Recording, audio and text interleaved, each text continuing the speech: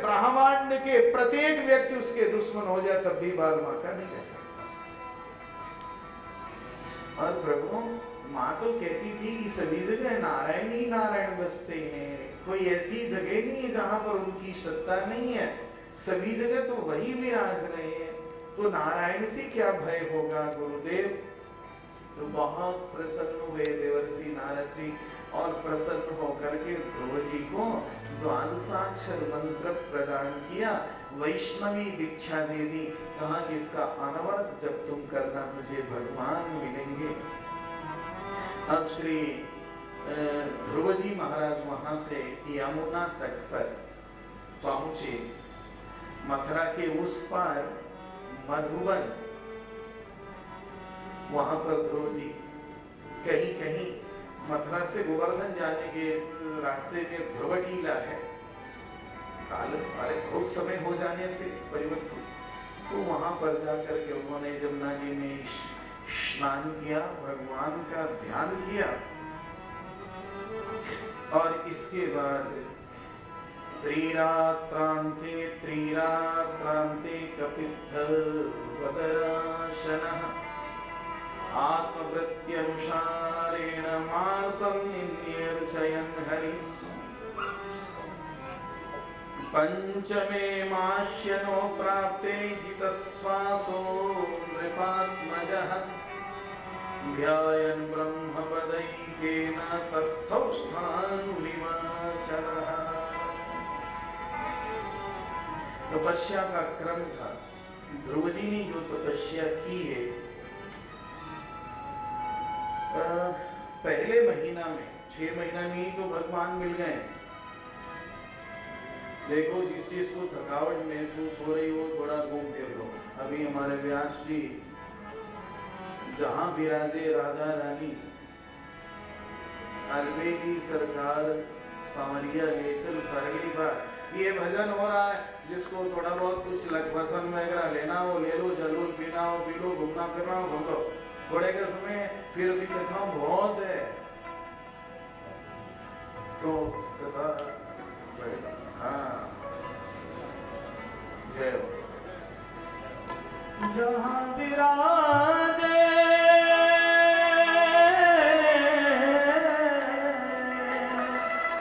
जहाँ विराजे राधा रानी, अलवेली सरकार सवरिया ले चल परली पार, सवरिया ले चल परली पार, सवरिया ले चल परली पार। जहाँ विराजे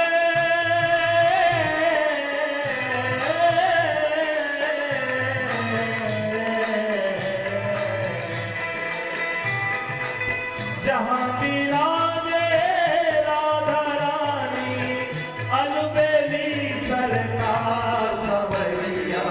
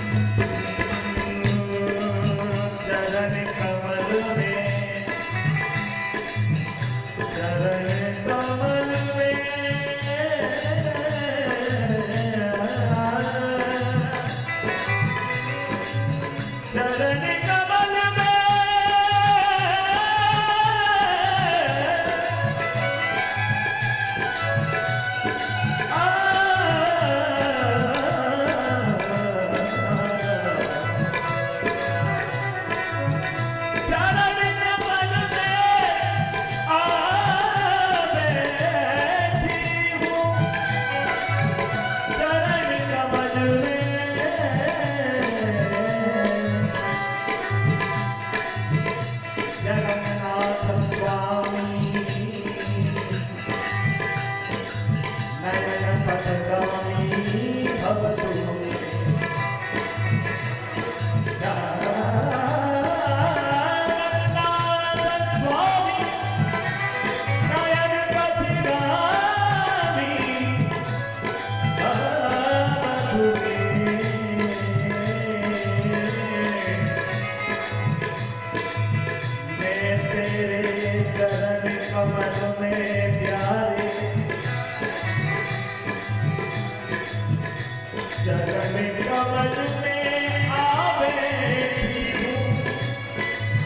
अपना आप लुटा बैठी हूँ, अपना आप लुटा बैठी हूँ,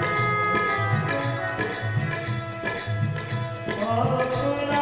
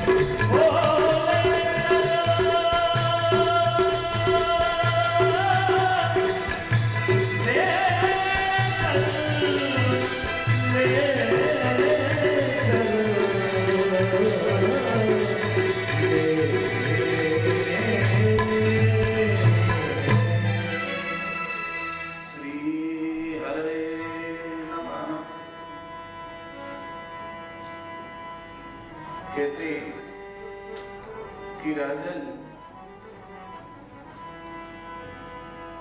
ध्रुव की तपस्या से भगवान अत्यंत प्रसन्न हुए थे। त्रिरात्रान्ते कपित्थवदनाशनः आत्मवृत्त्यनुसारेण मासं निन्यर्चयन् हरि।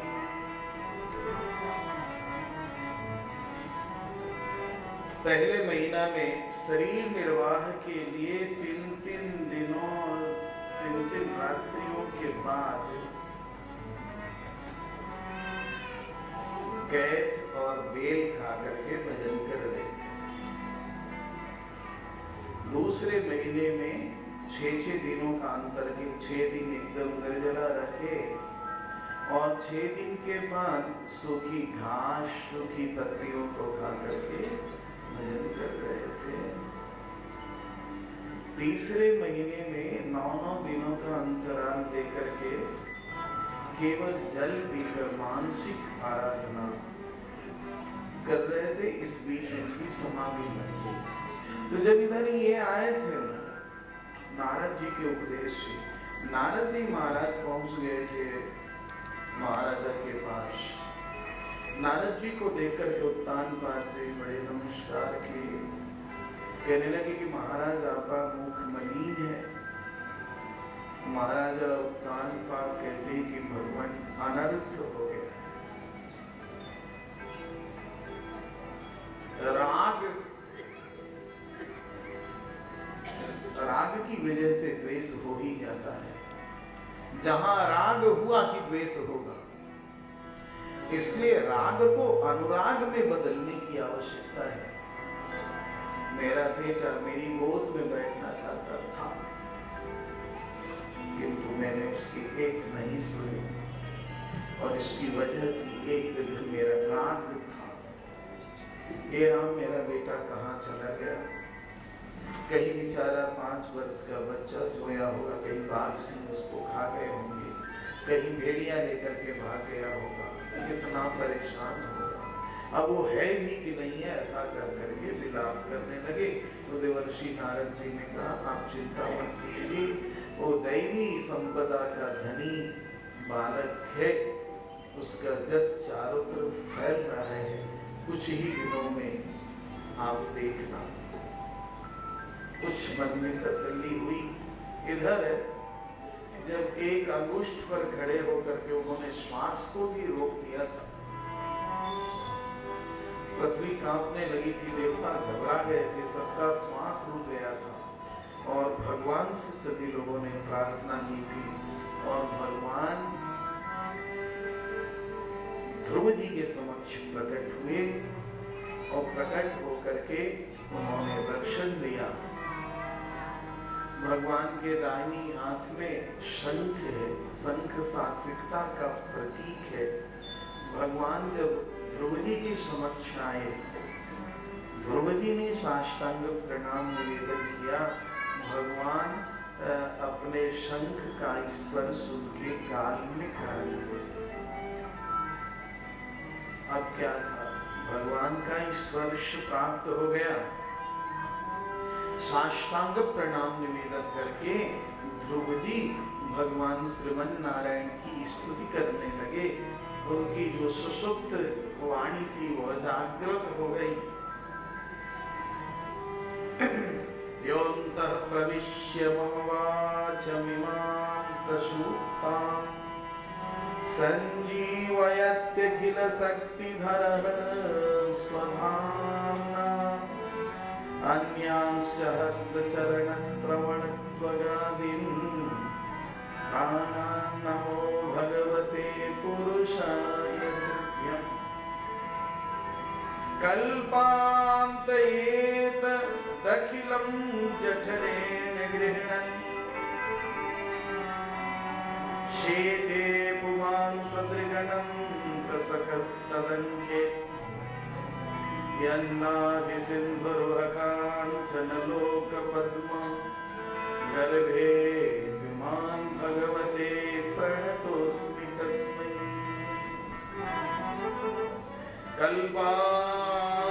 कल्पान्तयेतदखिलं जठरेण गृह्णन्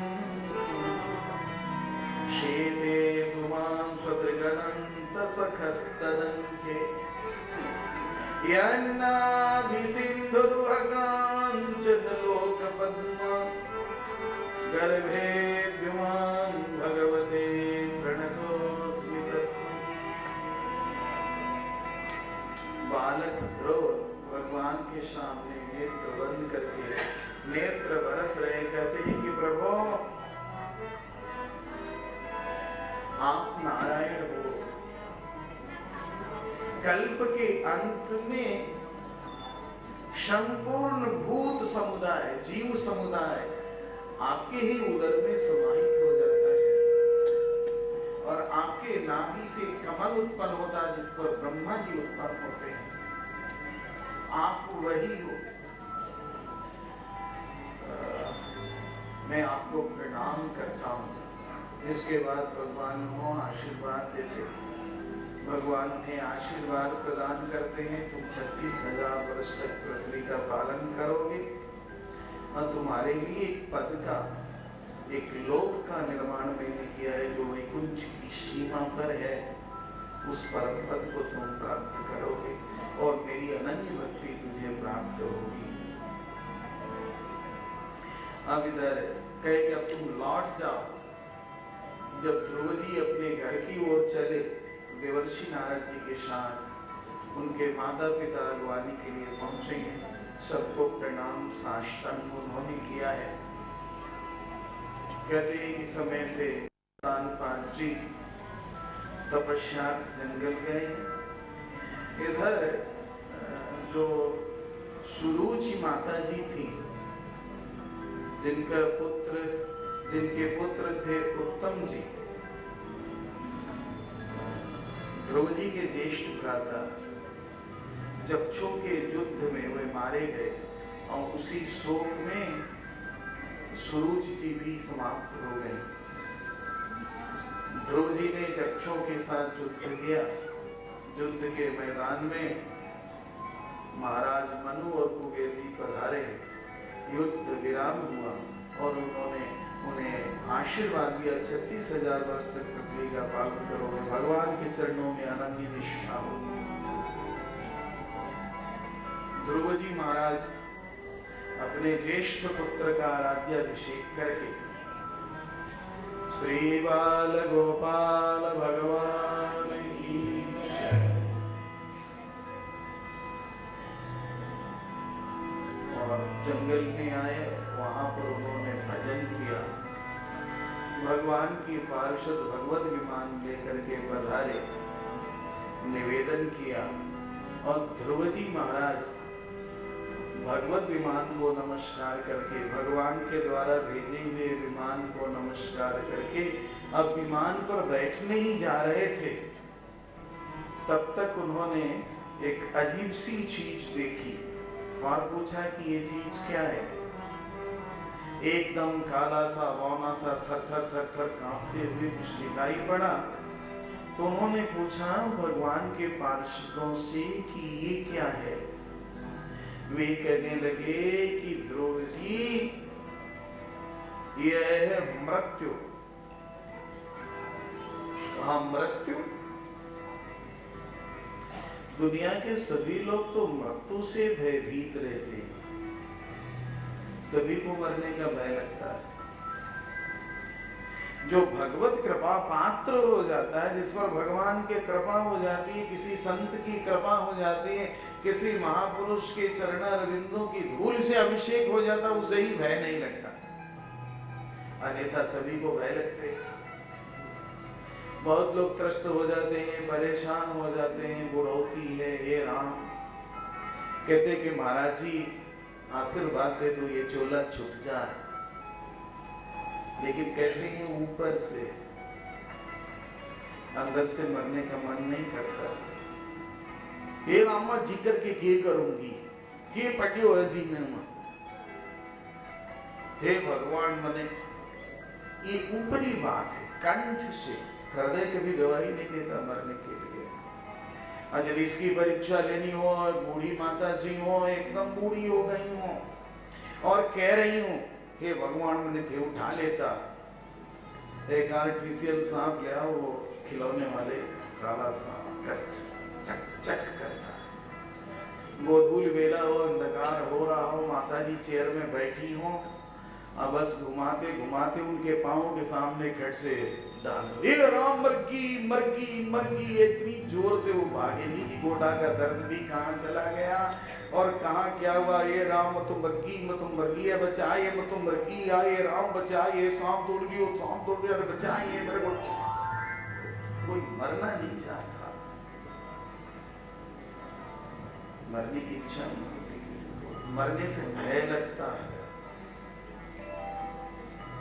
सभी आदमी चाहता है कि मैं किस तरह से, देखो ये चींटी है, मच्छर है, ये सारी चीजें डर करके भागते कि मैं मरना चाहूं।